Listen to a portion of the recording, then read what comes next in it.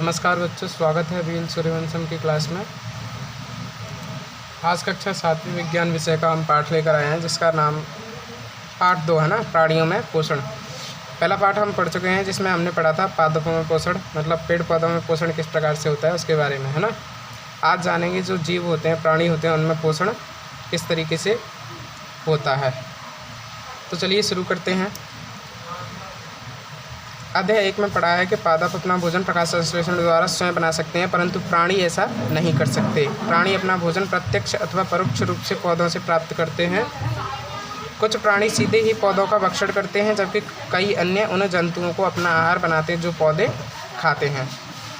इसके बारे में भी हम पिछली क्लास में जान चुके हैं कि प्राणी जो होता है वो पेड़ पौधों से भी, जो जीव होते हैं वो पेड़ पौधों से, कुछ जीव जो पेड़ पौधों से अपना भोजन प्राप्त करते हैं उनको शाकाहारी, मांसाहारी और सर्वाहारी के श्रेणी में रखा गया था, है ना। प्राणियों के पोषण में पोषक तत्वों की आवश्यकता, आहार के अंतर्ग्रहण की विधि और शरीर में इसके उपयोग की विधि सम्मिलित है। कक्षा 6 में पढ़ चुके खाद्य भोजन के अनेक संघटक हैं, जैसे कौन कौन से थे? कार्बोहाइड्रेट, प्रोटीन, वसा, लवण, ये सब थे, है ना। इनमें क्या हो रहा था कि जो अलग अलग जो हमारे जो भोजन था उसके कुछ घटक थे, जिसमें से 6 घटक थे। इसमें आप लोग लिख लेना कुछ। कार्बोहाइड्रेट जैसे कुछ संघटक जटिल पदार्थ हैं। अनेक जंतु इन जटिल पदार्थों का उपयोग सीधे इसी रूप में नहीं करते, इन्हें सरल पदार्थों में बदलना आवश्यक है, जैसा निम्न आरेख द्वारा दर्शाया गया है। देखो ये जो दिख रहा है इस तरीके से, ये जटिल पदार्थ है, इसको तोड़ के कैसे सरल पदार्थ बनाया जाता है। उसके बाद में ही क्या होता है, इसका पाचन होता है। परिवर्तित होना, टूटना, विखंडन कहलाता है। इस प्रक्रम को पाचन कहते हैं। जो जटिल पदार्थ होते हैं उसको तोड़ना क्या कहलाता है? विखंडन कहलाता है। और इस प्रक्रम को पूरे को पाचन कहते हैं। खाद्य अंतर्ग्रहण को विभिन्न विधियाँ। भोजन के अंतर्ग्रहण की विधि विभिन्न जीवों में भिन्न भिन्न होती है। मधुमक्खी एवं मरमर पक्षी, हमिंग बर्ड जिसको कहते हैं, पौधों का मकरंद चूसते हैं। मानव एवं कुछ अन्य जंतुओं में शिशु माँ का दूध पीते हैं। अजगर जैसे सर्पवंश के प्राणी अपने शिकार को समूचा ही निगल जाते हैं। मकरंद के बारे में हम पिछली क्लास में जान चुके हैं। क्या होता है? मधुमक्खी जो फूलों से रस लेकर आती है उसे क्या कहते हैं? मकरंद कहते हैं। उसको एक जगह पे एकत्रित करते हैं अपने भोजन के लिए। ऐसे ही हमिंग बर्ड भी ऐसा ही काम करता है, पेड़ पौधों से मकरंद को इकट्ठा करता है। मानव और कुछ जीव जंतु ऐसे होते हैं जो क्या करते हैं, जो बच्चे होते हैं वो अपनी माँ का दूध पीते हैं। और अजगर जैसे जो प्राणी होते हैं वो क्या करते हैं, जैसे ही इनको कोई जीव दिख जाता है उसे जिंदा ही निगल जाते हैं। कुछ जलीय प्राणी अपने आसपास में तैरते हुए खाद्य कणों को छानकर उनका भक्षण करते हैं। मानव में पाचन। अब देखिए मानव में पाचन किस तरीके से होता है उसके बारे में थोड़ा सा पढ़ लेते हैं। हम अपने मुख द्वारा भोजन का अंतर्ग्रहण करते हैं, इसे पचाते हैं तथा फिर इसका उपयोग करते हैं। उपयोग कहाँ करते हैं? काम करने में। अरे खाना खाएंगे तो हमें ऊर्जा मिलेगी, और उस ऊर्जा का प्रयोग कहाँ कर रहे हैं? काम करने में। आहार का बिना पचा भाग मल के रूप में निष्कासित किया जाता है। क्या आपने कभी जानने का प्रयास किया है कि शरीर के अंदर भोजन का क्या होता है? भोजन एक सतत नली से गुजरता है, जो मुख गुहिका से प्रारंभ होकर गुदा तक जाती है। इस नली को विभिन्न भागों में बांट सकते हैं। मुख गुहिका, ग्रास नली, ग्रसिका, आमाशय, क्षुद्रांत जिसको छोटी आंत भी बोलते हैं, और बृहदांत्र जिसको बड़ी आंत भी बोलते हैं। ये कुछ नाम है आपके शरीर के अंदर जिनसे क्या होता है, जो भोजन होता है वो गुजरता है। और जो बड़ी आंत होती है वो क्या होती है? मलाशय से जुड़ी होती है तथा मलद्वार अथवा गुदा।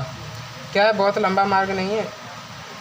यह सभी भाग मिलकर आहार नाल का निर्माण करते हैं। ये जो जितने भी आपके जो नाम दिए हुए हैं ये हमारे अंगों के नाम हैं। ये सब कहाँ है? हमारे शरीर में ही है।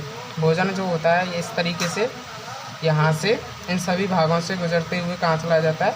मलाशय में पहुँच जाता है। ठीक है।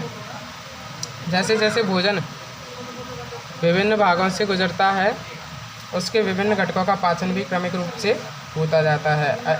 इस भाग में जाएगा तो यहाँ पच जाएगा, और इस तरीके से पाचन होता जाता है इसका।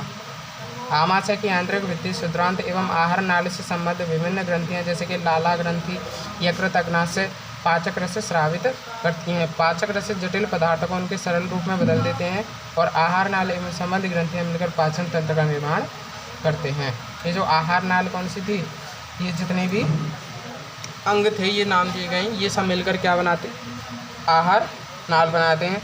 अब इनमें कुछ रस भी स्रावित होते रहते हैं, पाचक रस स्रावित होते रहते हैं। तो ये सब आहार ग्रंथियाँ और पाचक रस ये सब मिलकर क्या बनाते हैं, पाचन तंत्र का निर्माण करते हैं। ये देखिए आपका पाचन तंत्र, इसमें ये जो है मुख से भोजन ऐसे जाता है, ग्रसिका में होते हुए कहाँ पहुँच जाता है, आमाशय में। कहाँ पहुँच गया, आमाशय में। अब आमाशय में पहुँचने के बाद यहाँ पर भी जो रस है वो स्रावित बन रहा है ना, कौन सा, जठर रस।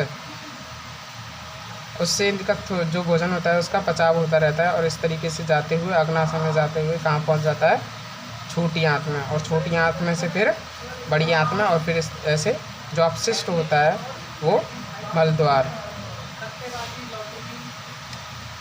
आइए जानते हैं विभिन्न भागों में भोजन का क्या होता है। मुख एवं मुख गुहिका।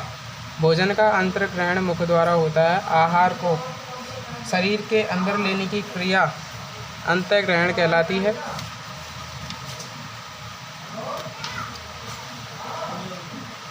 हम दांतों की सहायता से भोजन चबाते हैं तथा यांत्रिक विधि द्वारा उसे छोटे छोटे टुकड़ों में पीस डालते हैं। प्रत्येक दांत मसूड़ों के बीच अलग अलग गर्तिका में धंसा होता है। हमारे दांतों की आकृति भिन्न भिन्न है तथा इसके कार्य भी भिन्न भिन्न है।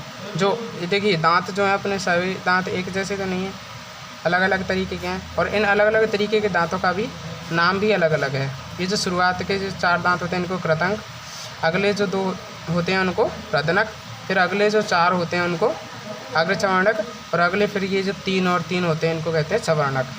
और इनका काम भी अलग अलग होता है, जैसे ये काटने के लिए, चीर फाड़ करने के लिए, ये चबाने के लिए, इस तरीके से।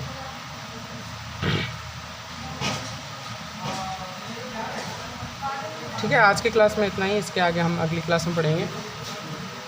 आई होप आप लोगों को समझ आया होगा। तो घर पर अच्छे से पढ़ाई करते रहिए। धन्यवाद।